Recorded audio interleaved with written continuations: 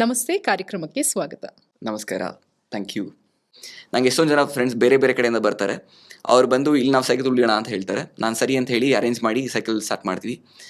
By time we get out from city they would be frustrated saying ಇಷ್ಟೊಂದು traffic ಇದೆ, cycle ತುಳಿಯೋಕ್ಕಾಗಲ್ಲ. ಅದ್ರ ಜೊತೆಗೆ ಯಾರೋ ಬಂದು ಹಿಂದ್ಗಡೆ ಟಚ್ ಮಾಡಿಬಿಡ್ತಾರೆ, ಇಲ್ಲಾಂದ್ರೆ ಇವ್ರು ಹೋಗ್ಬೇಕಾದ್ರೆ ತುಂಬ ಜೋರಾಗಿ ಯಾರೋ ಪಕ್ಕದಲ್ಲಿ ಹೋಗ್ಬಿಡ್ತಾರೆ, ಇಲ್ಲ ಬಸ್ಸಸ್ ಆಗಿರಲಿ ಆಟೋ ಆಗಿರಲಿ ಪಕ್ಕದಲ್ಲಿ ಜೋರಾಗಿ ಹೋಗಿದ ತಕ್ಷಣ ಅವ್ರಿಗೆ ಗಾಬರಿಯಾಗಿ ಹೋಗುತ್ತೆ. So when you start also create that environment, ಅಂದರೆ ಆ ಒಂದು ಪರಿಸರದಲ್ಲಿ ಎಲ್ಲಿ ಕಡಿಮೆ ಜನ ಇರ್ತಾರೆ, ಎಲ್ಲಿ ಟ್ರಾಫಿಕ್ ಕಡಿಮೆ ಇರುತ್ತೆ, ಎಲ್ಲಿ ನೀವು ಬಿದ್ರೂ ನಿಮಗೆ ಬೇರೆ ಒಂದು ಗಾಡಿ ಯಾರೋ ಹತ್ತಿಸ್ಕೊಂಡು ಹೋಗಲ್ಲ ಅಂತ ಅನ್ಸುತ್ತೋ ಅಲ್ಲ ಹೋಗಿ ತುಳಿರಿ. ಲೈಕ್ ಸೇ ನಾನು ನಾಗರಬಾವಿ ಹತ್ರ ಇದ್ದೀನಿ, ನಾಗರಬಾವಿ ಬೆಳಗ್ಗೆ ಹೋದರೆ ಬ್ಯಾಂಗ್ಳೂರು ಯೂನಿವರ್ಸಿಟಿ ತುಳಿಬೋದು, ಸೈಕಲ್ ತುಳಿಬೋದು. ಇಲ್ಲಿ ಈ ಕಡೆ GKVK ಇದೆ, ಲಾಲ್ಬಾಗ್, ಕಬ್ಬನ್ ಪಾರ್ಕ್, ಈ ಥರ ಏರಿಯಾಗಳಲ್ಲೆಲ್ಲ yes. And also like walkers, runners, ಈ ಥರ ಅಸೋಸಿಯೇಷನ್ಗಳಿರುತ್ತೆ, ಅಲ್ಲೆಲ್ಲ ಅವ್ರಿಗೆ ಮಾತ್ರ ಎಂಟ್ರಿಗಳಿರುತ್ತೆ. ಕಬ್ಬನಲ್ಲಿ ಮುಂಚೆ ಇತ್ತು, ನಾವು ದೇ ಹ್ಯಾವ್ ಟೇಕನ್ ಆಫ್. ಕಬ್ಬನಲ್ಲಿ ಏನು ಮಾಡೋರು ಅಂದರೆ ಬರೀ ಸೈಕಲ್ ಮಾತ್ರ ಒಳಗಡೆ ಬಿಡೋರು ಸಂಡೇಸ್. ಇವಾಗ they have taken off. That is also slightly disappointing for a city like us. ಹೈದರಾಬಾದಲ್ಲಿ ಏನು ಮಾಡಿದ್ದಾರೆ ಅಂದರೆ ಒಂದು ಹೈವೇ ಇದೆ, ಆ ಹೈವೇ ಮಧ್ಯ ಗ್ರೀನ್ ಸೈಕಲ್ ಪಾತ್ ಅಂತ ಮಾಡಿದ್ದಾರೆ. ಅದೆಷ್ಟು ಬ್ಯೂಟಿಫುಲ್ ಆಗಿದೆ ಅಂದರೆ ನಮ್ಮ ಸರ್ಕಾರನೂ ಅದರಿಂದ ನೋಡಿ ಮಾಡಿದ್ರೆ ತುಂಬ ಚೆನ್ನಾಗಿರುತ್ತೆ. ಮಧ್ಯದಲ್ಲಿ ಸೈಕ್ಲಿಂಗ್ ಪಾತ್ ಇದೆ, ಅದಕ್ಕೆ ಒಂದು 25 ಕಿಲೋಮೀಟರ್ ಡೆಡಿಕೇಟೆಡ್ ಲೈನ್ ಇದೆ, ಮೇಲ್ಗಡೆ ಸೋಲಾರ್ಸ್ ಇದೆ. So you are cycling in the shade. So any time ನೀವು ಅದರಲ್ಲೇ ಮಾಡ್ಬೋದು. ಬೆಂಗಳೂರಲ್ಲೂ ಸೈಕಲ್ ಪಾತ್ಗಳಿದೆ, ಆದರೆ how serious are they? Or ಇಲ್ಲಾಂದರೆ ನೀವು ಪ್ರತಿ ಸತಿ ನಾನು ಆ ಪಾತ್ಗಳೆಲ್ಲ ಹೋಗಬೇಕು ಅಂದರೆ ಅಲ್ಲಲ್ಲಿ ಮೋರಿಗಳು ಇರುತ್ತೆ, ಇಲ್ಲಾಂದರೆ ಅಲ್ಲಲ್ಲಿ ಟೂ ವೀಲರ್ಸ್ ಮಧ್ಯೆ ಬಂದಿರ್ತಾರೆ, ಇಲ್ಲಾಂದರೆ that seriousness is still not there. ಆಮೇಲೆ ಅಲ್ಲಲ್ಲೇ ಜಾಗಗಳು ಮಾಡಿ ಕೊಡ್ಬೋದಾಗಿತ್ತು.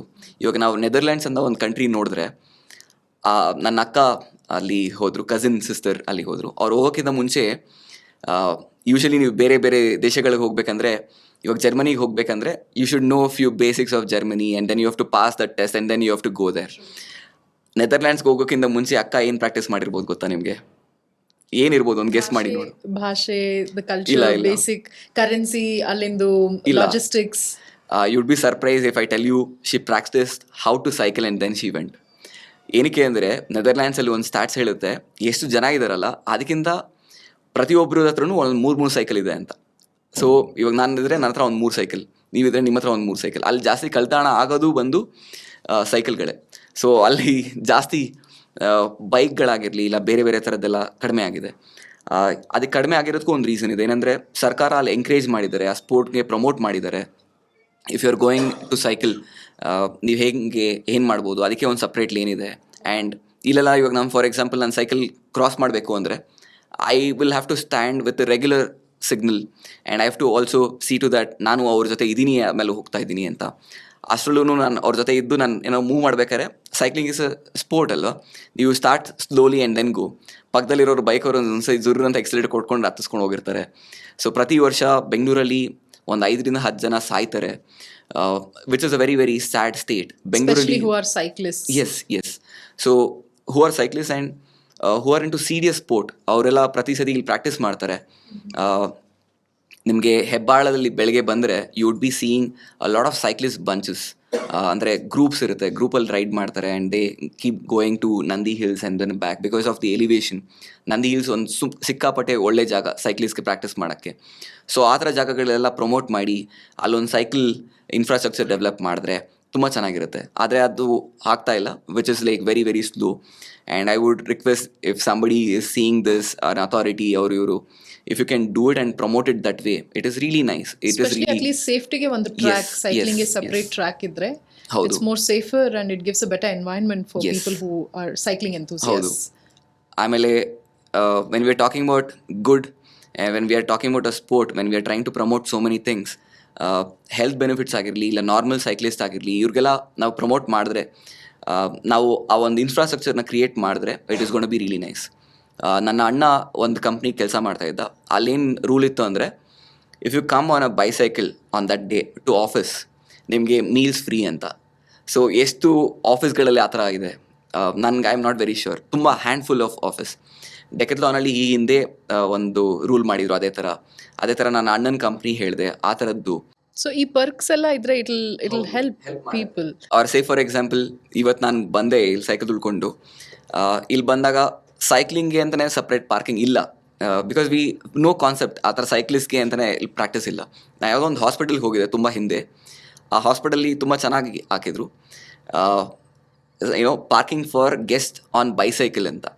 ಆದರೆ ನನಗೆ ಇನ್ನೊಂದು ಡೌಟ್ ಬಂತು, ಸೈಕಲ್ ತುಳ್ಕೊಂಡು ಹೋಗುವಷ್ಟು ಸಾಮರ್ಥ್ಯ ಇರೋನು ಹಾಸ್ಪಿಟ್ಲಿಗೆ ಏನಕ್ಕೆ ಹೋಗ್ತಾನೆ ಅಂತಲೂ ಅನಿಸ್ತು. ಆದರೆ it was a very good initiative. ಆ ಥರ ಎಷ್ಟು ಕಡೆ ಇನಿಷಿಯೇಟಿವ್ ಇದೆ. ಇಲ್ಲಾಂದರೆ ಆ ಒಂದು ಪರ್ಕ್ ಆಗಿರ್ಬೋದು, ಅಂದರೆ ಐ ಮೀನ್ ಟು ಸೇ, ನೀನು ಸೈಕಲಲ್ಲಿ ಬರ್ತಾಯಿದ್ದೆ, ನಾನು ಎಂಕರೇಜ್ ಮಾಡ್ತೀನಿ ಅಂತ. ನಾನು ಈ ಹಿಂದೆ ಟೀಚಿಂಗ್ ಮಾಡ್ತಾಯಿದ್ದೆ. ನಾನು ಟೀಚಿಂಗ್ ಮಾಡಬೇಕಾದ್ರೆ I use to go in cycle. So ಪ್ರತಿ ದಿವಸ ನನಗೆ ಬೆಳಗ್ಗೆ 8 ಗಂಟೆ ಕ್ಲಾಸ್ ಅಂದರೆ ನಾನು ಸೈಕಲ್ ತುಳ್ಕೊಂಡು ಹೋಗಿರ್ತಾ ಇದ್ದೆ. ಮನೆಗೂ ಕಾಲೇಜ್ಗೂ ಒಂದು 10-15 ಕಿಲೋಮೀಟ್ರ್ ಡಿಫ್ರೆನ್ಸ್ ಇರ್ತಾಯಿತ್ತು. ಅಲ್ಲಿಗೆ ತುಳ್ಕೊಂಡು ಹೋಗ್ಬೇಕಾದ್ರೆ ಫುಲ್ ಸ್ವೆಟ್ ಆಗಿರ್ತಾ ಇದೆ. ಅಲ್ಲಿ ಹೋದಾಗ ಒಂದೊಂದ್ಸತಿ ಆ toilet was not in good condition. So ಅದೆಲ್ಲ ಎಂಕರೇಜ್ ಮಾಡಲ್ಲ.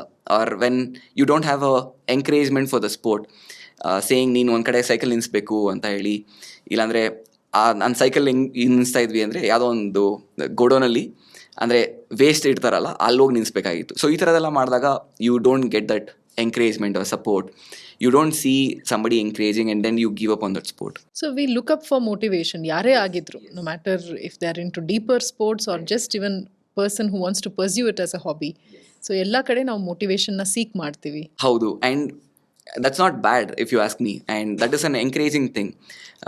Why would I not want somebody not to encourage me? The more and more encouragement and support that I get, the more I develop this attitude towards a sport, and I would love to do that more and more.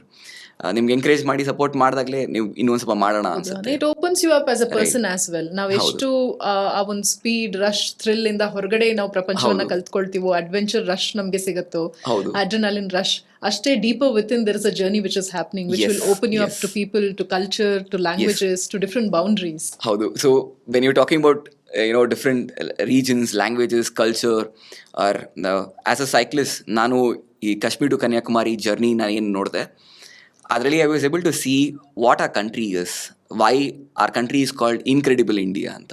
Wow. I would love to just share that experience because you brought this point: culture, people, place, heritage.